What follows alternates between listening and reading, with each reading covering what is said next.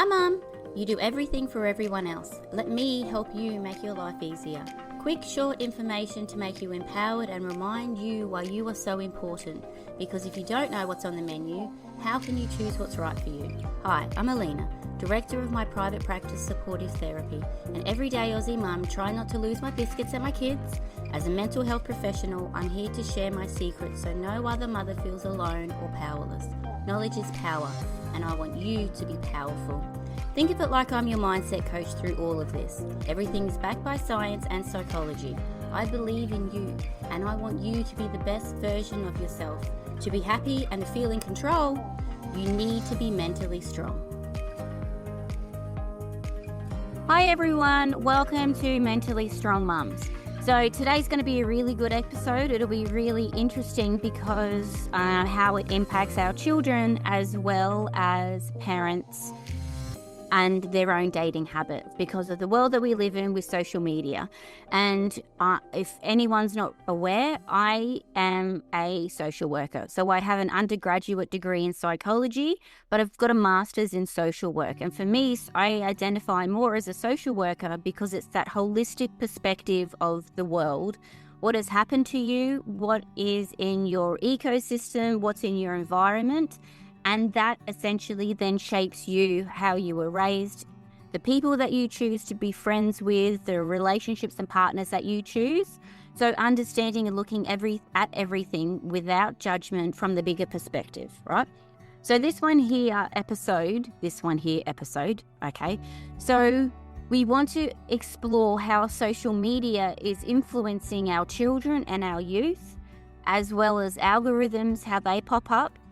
Sometimes then it doesn't even just influence our youth. Sometimes, because I do couples therapy, I've had mothers come in and their husband starts to have these quite extreme views on feminism and then almost a paranoia that the woman is going to leave and then take everything. And it's really overwhelming and scary because from her perspective, she's done nothing to be able to provoke this or give that impression or has ever said it. And she's genuinely confused as to where this has come from. So this will also give you a really interesting, objective understanding of the world that we're living in, algorithms and social media. There's also this interesting modern dating landscape and how it's shifting due to political and social division, as well as birth rates going down and how people are choosing to be single as opposed to being in relationships. So we'll explore that as well. So this just doesn't impact our teenagers or our young adults. It also impacts us as mothers, our friends, or even our partners. And so the rising of polarization. So you think about what's happening in America and who's the current president, and sometimes that polarization or extreme views can also fuel some of this, as opposed to looking at things objectively or interestingly. I've taken that's all I see through all of my algorithms and I'm running with it, and you're either with me or you're against me. And you're just like, well, just give me a minute to breathe, right? So how social media can influence all of this, how sometimes the youth or even single mums have dating fatigue, and then understanding how now navigating relationships can be so much more complex. And if we have teenagers who are sons or daughters, how we don't bury our heads in the sand, but we can actually be there for them because we can understand what's happening, right? So I don't know if you know Wokefishing. So from Wokefishing to misinformation to dating app burnout, and with the dating apps that are all out there, and sometimes there was this huge thing about sexual assaults on dating apps and what that would look like. We need to be able to understand fear-mongering and what the recent research has to say about everything that's going on. And especially if you single mums and all you want is to be loved in a healthier relationship, and sometimes it can be hairy scary out there, you know? So we need to understand how algorithm-driven component is shaping young men's worldviews, why politics are playing a bigger role in relationship compatibility, how to support your children navigating love during this really messy time, and then especially if you are a single mum or if your partner is having these viewpoints as well, how you can actually navigate this through for yourself, right? So we need to have a look at the evidence. So there was a 2023 survey by the Man Cave that found that 28% of Aussie teen boys admired Andrew Tate, okay? 36% of them related to the content he was saying. And I don't know if you know Andrew Tate. Andrew Tate is quite extreme. He's very misogynistic. He comes from a world where women need to be put in their place. They're less than men, all of that, right? And it's interesting because he was very smart in the rise of his social media and how he and his extreme views became famous.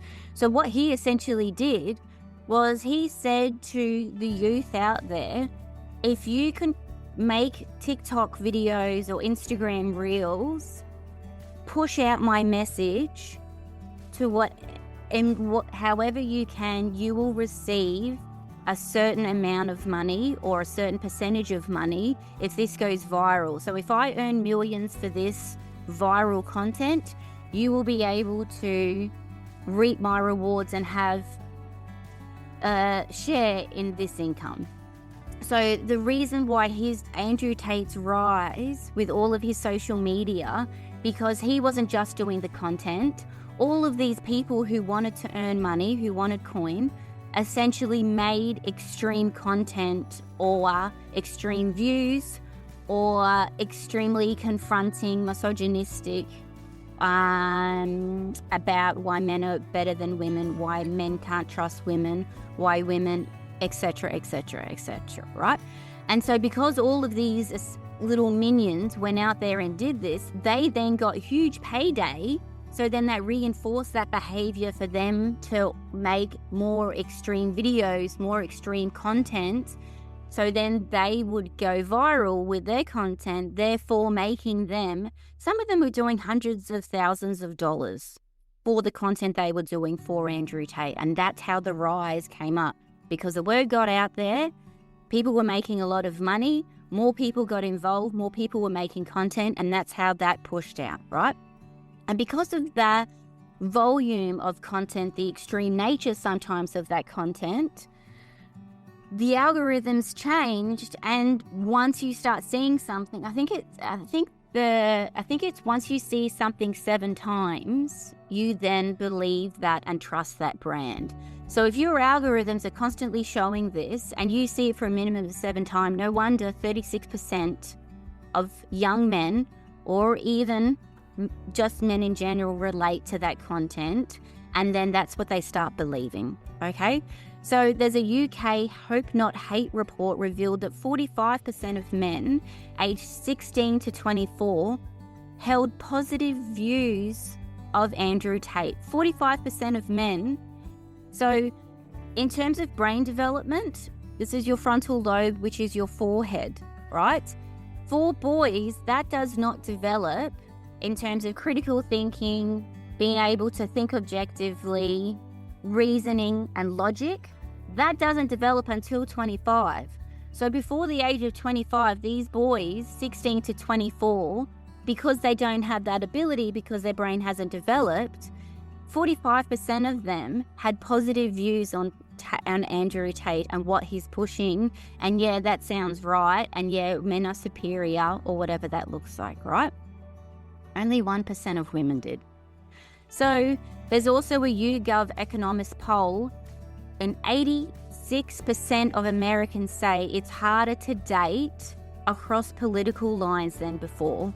And so that means that sometimes the right wing or extremist views, anything to do with, what's his name again? All of that kind of stuff, right? That's what I believe. You're either with me or against me. I can't believe that you don't like that. Can't believe that you can't understand why Trump's in, all of that kind of stuff, right? And so because of that polarizing extreme nature of that, as well as all the misinformation And even with Trump, he didn't do the traditional marketing and advertising that political people have been doing traditionally. He said no to all of that, and what he did was he did targeted Facebook ads for his information, for his misinformation, for his scaremongering, whatever that looks like. So he abandoned the traditional ads or campaigns or bulletin boards or anything, and so he put all of his resources in targeted Facebook ads. So then that changes the algorithm. And if you don't understand algorithm, so essentially algorithms in social media, I just want to make you happy, right? So if they see you like something or you comment on it, it goes, oh, good, let me show you more. Oh, they liked it. Oh, good, let me show you more. So then as soon as you start to like something, it will then show you more of that content. And so if you listen to a couple of Andrew Tates, because in social media it understands your gender, it will then have a bias towards what the traditional gender would like. So if it thinks I'm a man, or if I've said that I'm a man, it will push certain things. If it thinks I'm a woman, it will push other things that it assumes women like. It's very interesting. I play with algorithms all the time, right?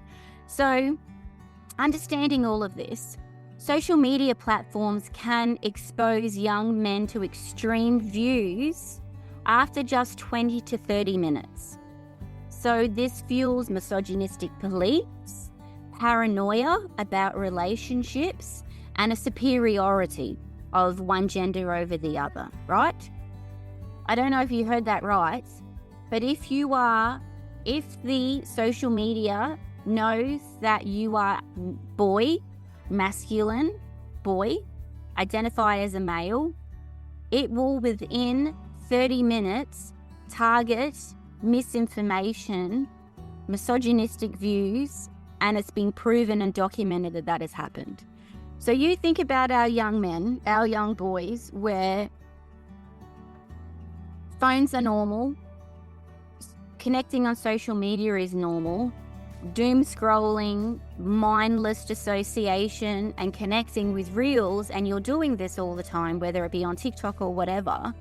It knows that you're a man. There is evidence that within 30 minutes, social media platforms will expose men to extreme misogynistic beliefs and paranoia about relationships. And that's what I said, even sometimes with women who come in here, they're like, well, my partner has just kind of come up with all of this stuff and they think I'm going to leave him and I'm going to take everything. And then they keep having passive aggressive comments at me that I'm a woman and I should be doing this. And, you know, if you don't give me sex, then I've got nowhere else to get it from. So you'd better give it to me. I beg your pardon? What are you talking about? Do you know what I mean? We're meant to be a partnership. This is meant to be a respectful relationship. We're supposed to be in a healthy marriage. Can we talk about this? Can we negotiate? I wonder where this has come from. So it's all really relevant in this day and age, and it also sets our young boys up for a world where it's confusing as to what a healthy relationship is. Okay, so it's especially really important for us mums, for us parents to be able to understand what's happening and what they're being exposed to. So you think about even that's what's happening to our poor young boys, where all of this is becoming normalized, where this is what they're seeing and this is potentially what they're connecting with and understanding their brain development, that under the age of 25, they don't have their frontal lobe, their forehead, executive functioning hasn't completely developed, so they don't have that reasoning, logic, understanding consequences. It hasn't developed, they don't have it, right? That's why for your kids, you can't ever say, what are you thinking? Because they don't have the ability to be able to have that complex thinking. They don't. It's impulses and emotions are vindictive or they're dysregulated, right?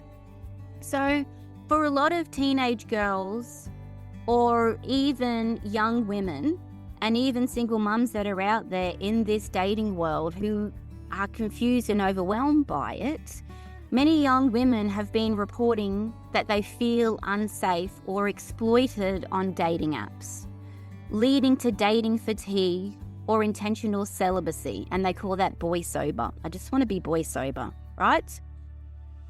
And you understand the rise of platforms like OnlyFans and how the sexualization of women and men being able to pay for this to see it. And then even on Instagram, young women who have challenges to be able to sleep with 1,000 men in a year or 100 men a day or whatever this is for that short-term fame, and how that then, if that's then presented to our young boys, that behavior then becomes normal, and that's how I want to be able to fit in the world. And then when they do that, which they think is normal and acceptable to a woman, to a young girl, a girl's then confused going, well, that's not what I want.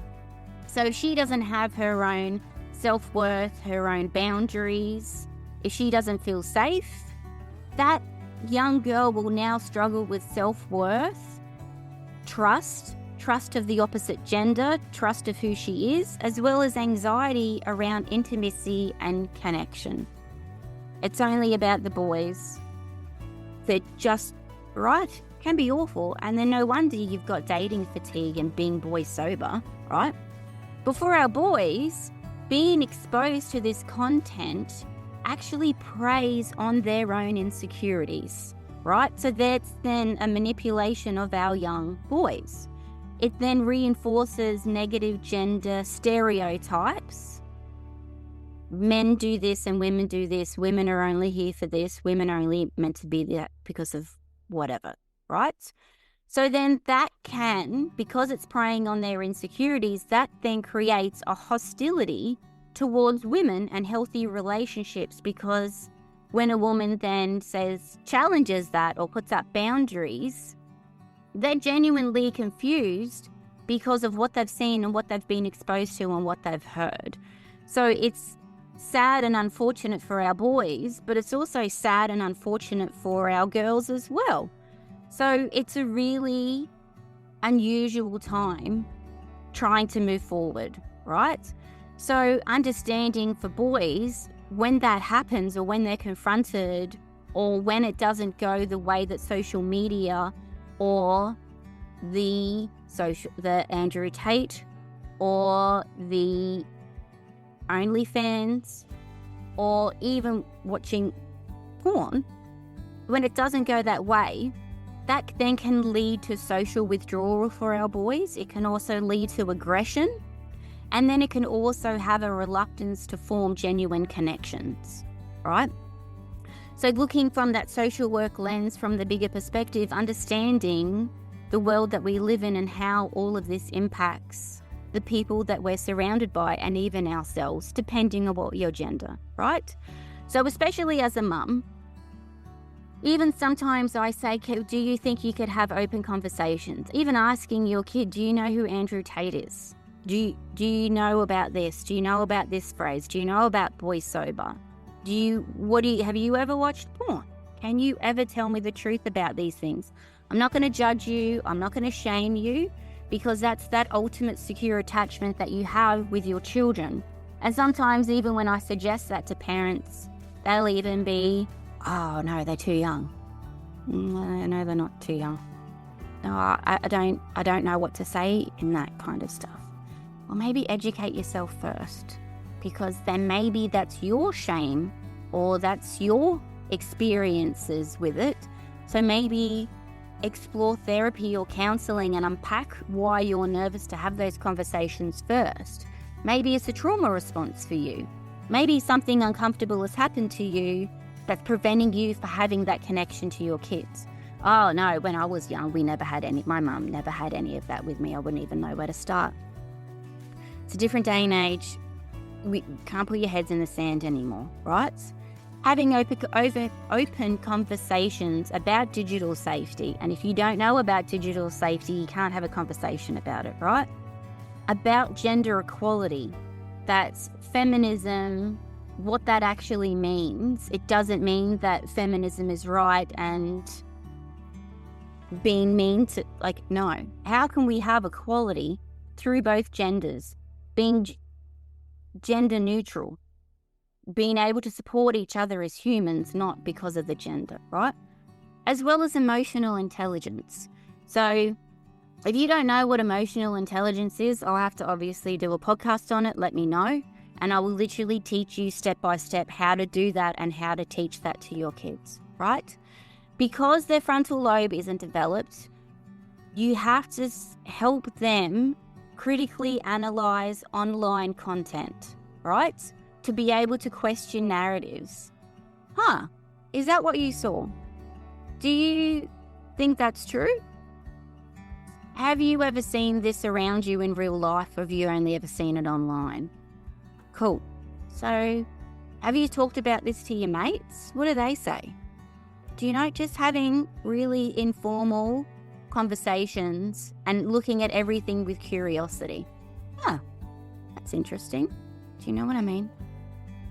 We also need to be able to model healthy boundaries and discuss healthy boundaries and a value-based relationship. So that's very difficult, because if your hubby has been exposed to this, which the evidence suggests so, if you're on social media or TikTok, so then how can you understand what's happening and be able to put up healthy boundaries to say, that's not correct, that's not the truth, I'm not going to leave you, we're meant to be in a partnership. If you would like to have sexual relations with me, it's not your right to be able to access my body whenever you would like to. I need to feel emotionally safe with you to be able to connect and have intimacy, right?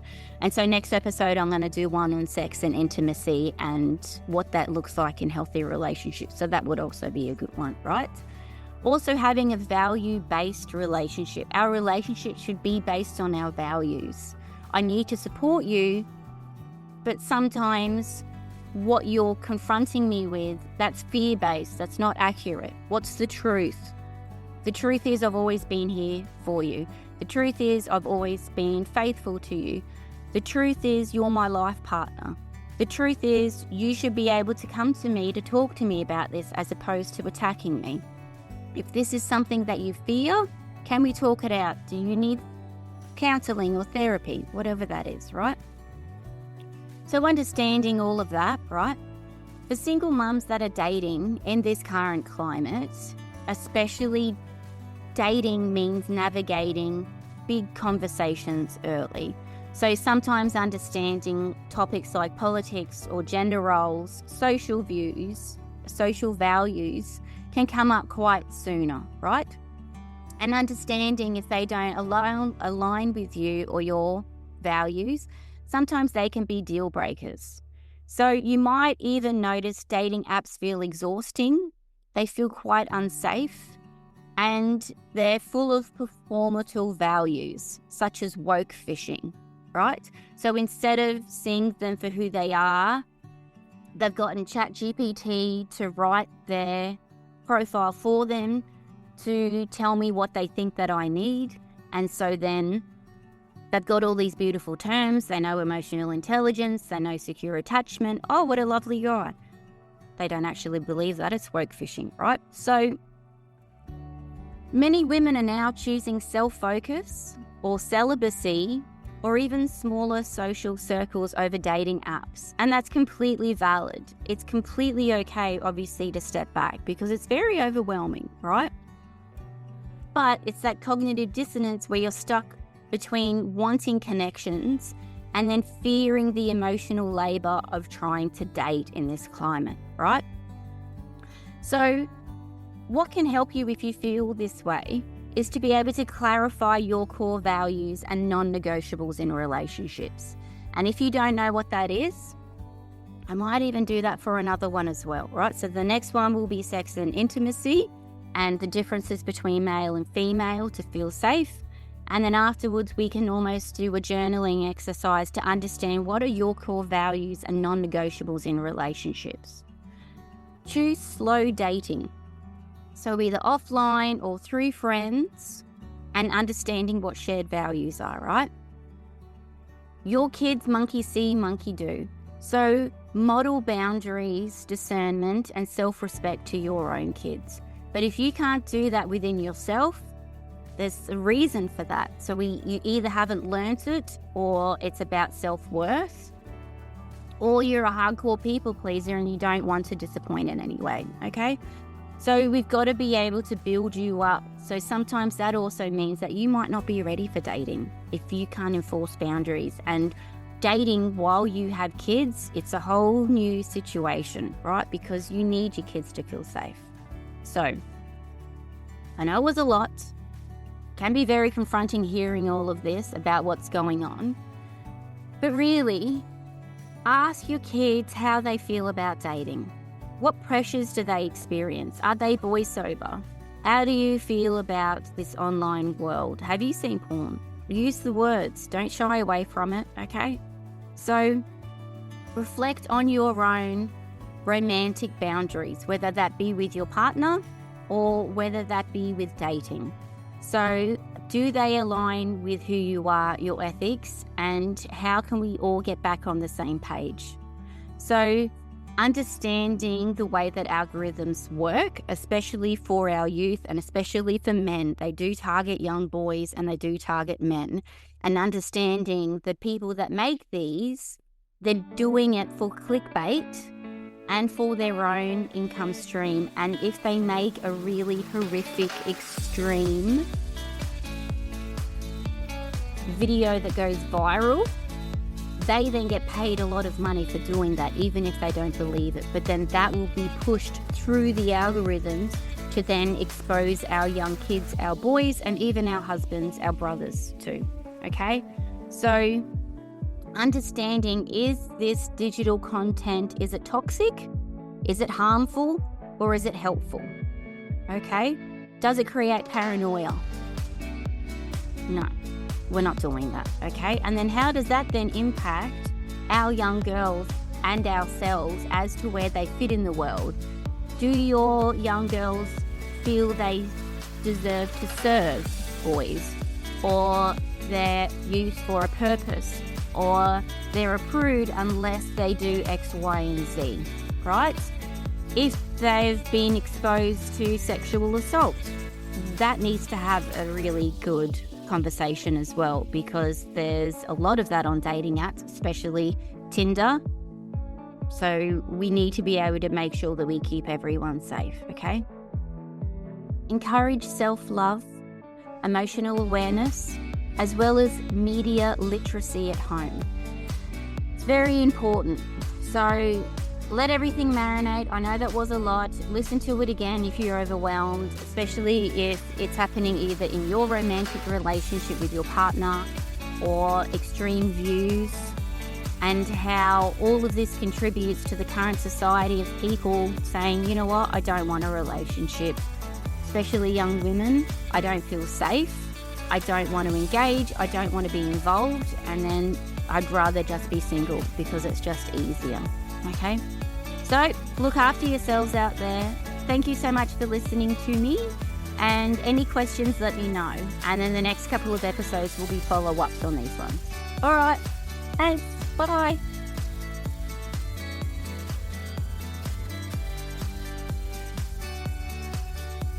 If you are hearing this message, you've listened to the entire episode, and for that, I want to thank you for your support.